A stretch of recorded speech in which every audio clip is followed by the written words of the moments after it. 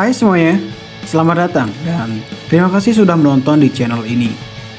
Di video kali ini kita akan sama-sama menyaksikan bagaimana kisah seorang dalam mengungkapkan kebenaran dari masa lalunya, di mana kita akan dibuat tidak terfikirkan dengan apa yang sebenarnya terjadi. Namun sebelum itu, mari kita sama-sama membantu orang yang bicara ini dengan menekan tombol subscribe dan like-nya. 3, 2, 1, dan inilah The Forgotten. Nggak ada D-nya sih. Forgotten doang. Berlatar di tahun 1997, film akan dimulai dengan memperlihatkan suatu keluarga yang baru saja pindah rumah, di mana sang adik yang bernama Jin Seok tiba-tiba bangun dari mimpi buruknya karena semalam sedang push rank. Jin memiliki seorang kakak yang sangat dibanggakannya bernama Yoon Suk, di mana dia memiliki semua yang Jin kagumi dalam segala hal. Namun setahun yang lalu kakaknya mengalami kecelakaan yang membuat kakinya kurang normal untuk berjalan alias pincang. Di sela-sela memindahkan barang, salah satu petugas bertanya iseng kepada Jin, "Apakah itu benar kakakmu, Dek?" "Yoi bro, keren kan abang gua." Sampai makan malam tiba, keluarga yang sungguh harmonis ini tiba-tiba terdengar suara yang jatuh dari lantai atas. Namun anehnya hanya Jin yang mendengar suara tersebut dan yang lain mengira itu suara petir karena di luar memang sedang hujan. Lanjut, Jin yang sedang memutar lagu kembali diganggu dengan suara yang kali ini terdengar jelas berasal dari ruang sebelah. Penasaran dan kesal karena diganggu dengan kenikmatan lagu Riandet, Jin lalu keluar untuk memeriksa ruangan tersebut. Tapi tiba-tiba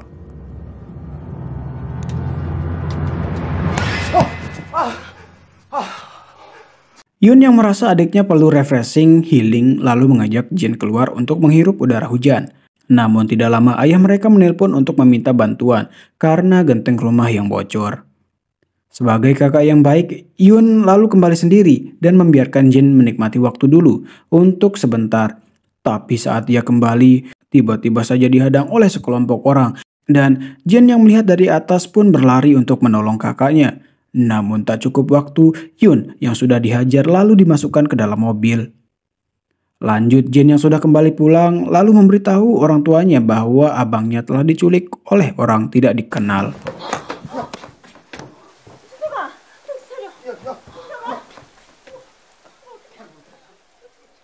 Keesokan harinya, Jin yang sudah bangun kembali dari mimpi buruknya lalu dihampiri oleh polisi dan dimintai keterangan mengenai ciri-ciri penculik kakaknya. Jin lalu mengatakan plat nomor yang menculik kakaknya, tapi polisi yang sudah terlihat berpengalaman ini malah menyangkal bahwa kemungkinan itu plat bodong, dan ditambah lagi Jin yang menderita penyakit neurastenia, penyakit yang bikin orang cepat lelah lah tuh. Jadi ndak bisa pikir secara jernih dah pokoknya ya. 투약으로 약을 복용한다면서요? 아니 확실하다고요. 07 조회 8911 검색 봉고차요.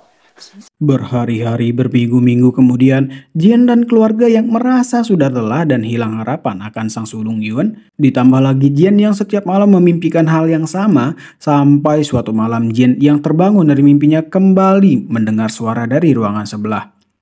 Kali ini gangguannya semakin intens, di mana terdengar seperti orang yang mendobrak dan mencoba keluar. Tapi tiba-tiba pintu pun terbuka, Jin yang takut lalu berkelumpur dalam selimut dan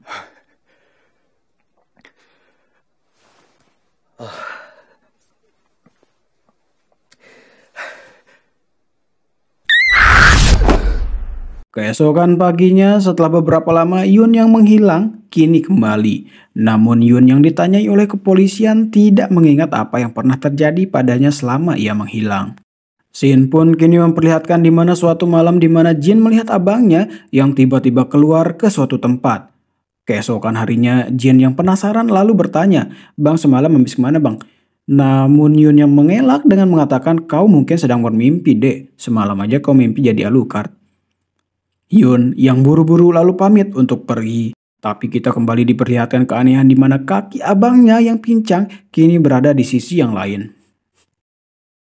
Saat malam tiba kini kita diperlihatkan Yoon yang kembali bersikap aneh, di mana dia terlihat sangat bernafsu untuk membunuh Jin adiknya sendiri dengan menggunakan pensil seperti John Wick. Tapi Jin yang masih belum tidur dan menyadari itu mengikuti abangnya yang keluar lagi, entah kemana. Dan Yun yang sedari awal terlihat pincang kini dapat berjalan dengan normal dan pergi ke suatu tempat. Tibalah di suatu tempat di mana Yun yang terlihat seperti bos mafia. Jin yang membuntuti dari awal melihat orang yang ditemui abangnya ternyata adalah polisi yang sempat menanyainya perihal hilangnya Yun abangnya. Jin yang masih penasaran terus mengikuti Yun hingga ke dalam. Namun Jin yang ketahuan dikejar dan bermain kucing-kucingan sempat berhasil lolos dari kedua orang tersebut, namun tiba-tiba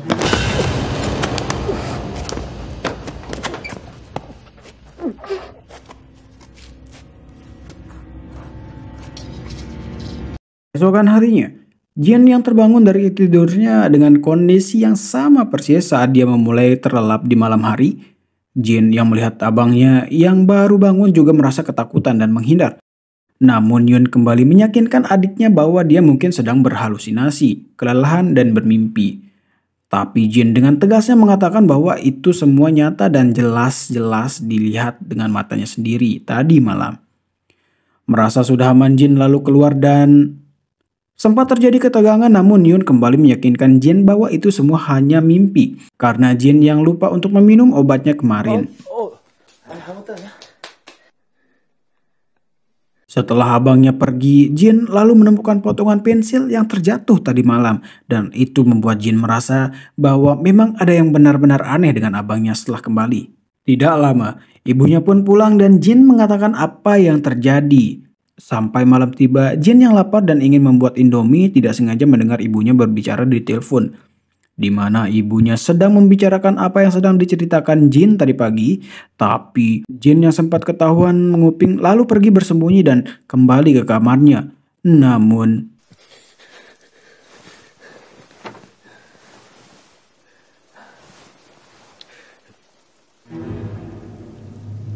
merasa ada yang aneh dengan keluarganya, Jin lalu pergi dari rumah dan bermain kucing-kucingan. Sampai Jin tiba di kantor polisi dan melaporkan semuanya.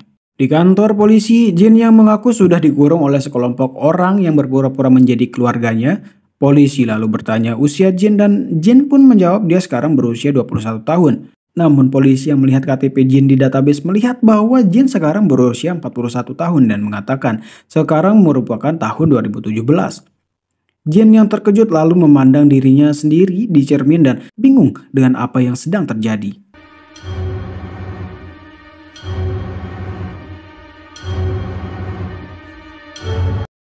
Kini scene pun beralih di mana Jin yang kembali ke rumahnya dan mendengar suara di ruangan yang selalu mengganggunya.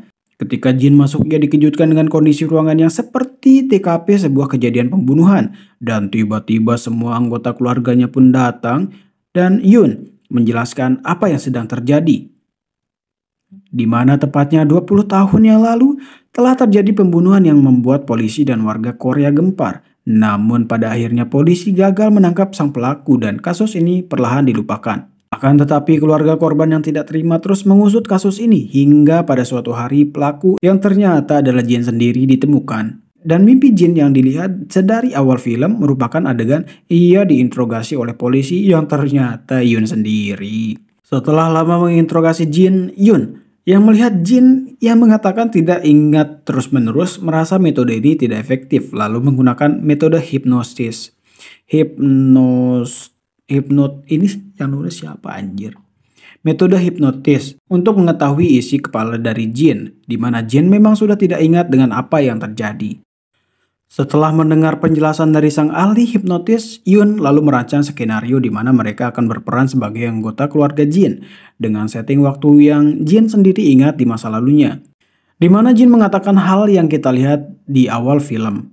Dan kita akan dijelaskan dengan berbagai kejanggalan-kejanggalan yang terjadi di awal film seperti pertanyaan petugas memindah barang, suara berisik di ruangan sebelah, sampai bagaimana kakaknya diculik. Dimana itu Yun yang diculik beneran diculik anjir. Saya kira itu bagian dari rencana, cuma karena isi lop tolol yang membuat rencana Yun hampir gagal. Adegan lalu berpindah ke Jin yang sekarang sedang diantar ke suatu tempat. Jin yang bersikeras kepada Yun bahwa bukan dia pembunuhnya lalu pergi melompat ke tengah jalan dan terjadilah kucing-kucingan lagi.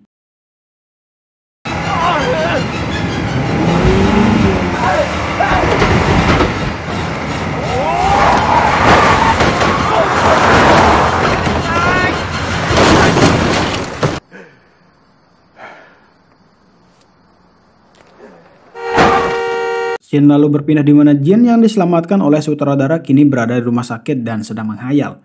Dan kita akan diperlihatkan masa lalu Jin di mana Jin yang sedang mendengarkan lagu Riandet sedang dipanggil oleh kali ini keluarga aslinya untuk bergegas ke rumah mereka yang baru. Di perjalanan pulang, tiba-tiba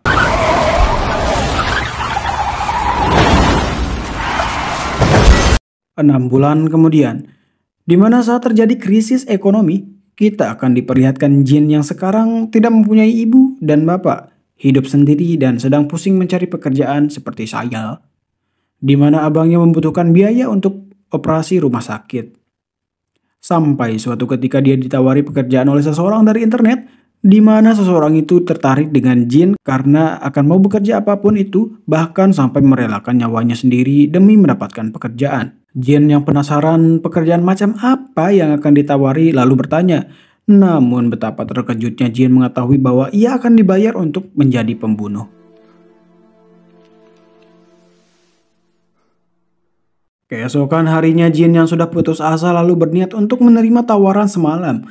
Namun tiba-tiba ia dikejutkan dengan telepon yang tiba-tiba berbunyi dan ternyata itu dari orang semalam yang memberikan alamat targetnya. Dan kini kita diperlihatkan Jin yang sudah berada di rumah targetnya lalu melancarkan aksinya, namun tiba-tiba sang istri keluar yang mengira itu suaminya dan Jin yang ragu menyuruhnya untuk tidak berteriak dan akan segera pergi.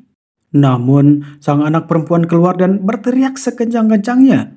Jin yang khawatir tetangga datang dan menangkapnya lalu pergi mengikuti sang anak perempuan dan dengan tidak sengaja Jin yang panik menusuk perut si anak perempuan sehingga membuatnya pulang ke lobi. Jin yang merasa bersalah telah membunuh seseorang lalu menyesali si anak perempuan yang berteriak. Tak berselang lama, sang istri pun datang dan melihat anaknya yang terbujur lemas, sang istri lalu berteriak. Sedangkan Jin yang sudah hilang kendali, entah mengapa juga menusuk sang istri dan memulangkannya ke lobi. Jin yang sudah tidak tahu siapa dirinya lalu berjalan keluar dan bertemu dengan si bungsu. Lalu Jin yang memang tidak berniat untuk membunuh dan menjadi pembunuh, lalu menyuruh si bungsu untuk kembali ke kamarnya dan menghitung untuk bermain petak umpet. Saat ingin kembali, Jin pun menyadari bahwa rumah yang ia tuju merupakan rumah sang dokter yang menangani abangnya. Dan lebih mengejutkannya lagi, yang menyuruhnya merupakan dokter itu sendiri, di mana si dokter hanya ingin istrinya saja yang dilobikan, hanya untuk mendapatkan asuransi. Di saat fajar tiba di mana waktunya untuk orang sholat subuh, tiba-tiba saja si dokter yang menerima telepon dari si bungsu terkejut mendengar bahwa anak perempuannya juga menjadi korban si Jin. Kesal karena Jin sudah menghancurkan rencananya dan bertindak berlebihan, si dokter lalu menyerang si Jin. Namun Jin berhasil lolos dan malah dirinya sendiri yang dipulangkan oleh sutradara.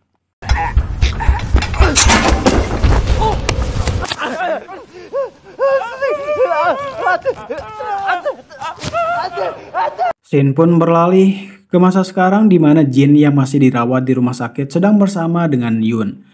Yun merasa sudah muak dengan ini, berniat untuk mengakhiri hidup si Jin. Namun Jin menyampaikan pesan kepada Yun untuk keluarga korban kalau dirinya merasa bersalah. Yun yang mendengar itu merasa ingatan Jin sudah kembali dan bertanya apa yang sebenarnya terjadi. Apakah itu murni kau ingin membunuh? Atau kau ada dendam? Atau kau membunuh karena diperintah? Semua rasa penasaran Yun ditanyakan kepada Jin karena Yun merupakan keluarga korban, yakni anak bungsu yang ditinggalkan selamat oleh Jin 20 tahun lalu. Namun Jin yang entah kenapa dan bagaimana malah mengatakan dia membunuh hanya karena dirinya sendiri dan tidak di bawah perintah orang lain. Yun yang tidak mendapatkan jawaban atas kematian seluruh keluarganya lalu pergi ke atas gedung dan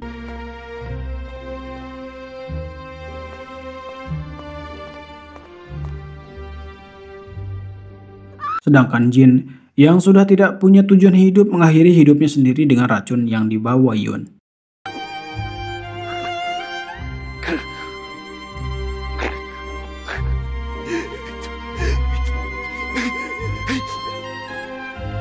Di akhir film kita akan diperlihatkan Jin dan Yun yang ternyata telah bertemu 20 tahun lalu, tepat ketika Jin mendengarkan lagu Riandet sebelum pindah rumah.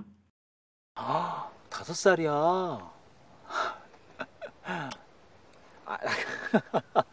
아니야. 너 먹어.